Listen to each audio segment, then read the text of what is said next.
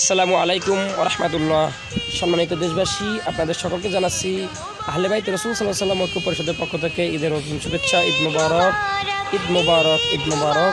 পাশাপাশি যেন আপনারা সবাই পবিত্র জুমা আদায় করতে পারেন। আল্লাহ তাআলা সে তৌফিক দিউক। আল্লাহ তাআলা আপনাদের সকলকে মহামারী করোনা থেকে হেফাজত করুক।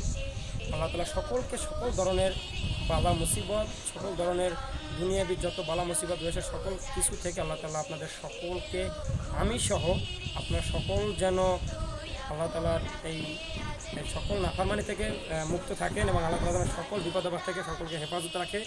এবং এই দোয়াই রইল এবং আপনারা সকলে আমার জন্য দোয়া করবেন এবং সকলের জন্য দোয়া করবেন। এবং বিশেষ করে মহামারী করোনা ভাইরাস থেকে যেন আমরা সকলে আল্লাহ তাআলার কাছে একটি কাম্য চাবো যে আল্লাহ তাআলা যেন সকলকে মহামারী থেকে হেফাজত করে।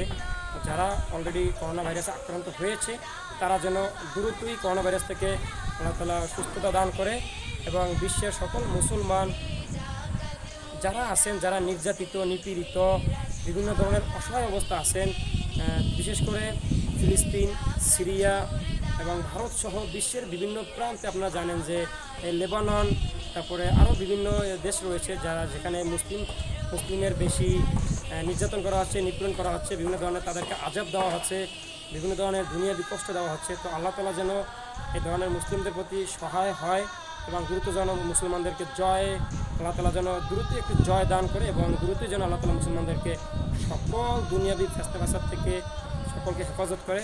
আমিন। সাল্লু আলাল হাবিব সাল্লাল্লাহু তাআলা আলা মুহাম্মদ সাল্লাল্লাহু তাআলা আলাইহি ওয়া সাল্লাম।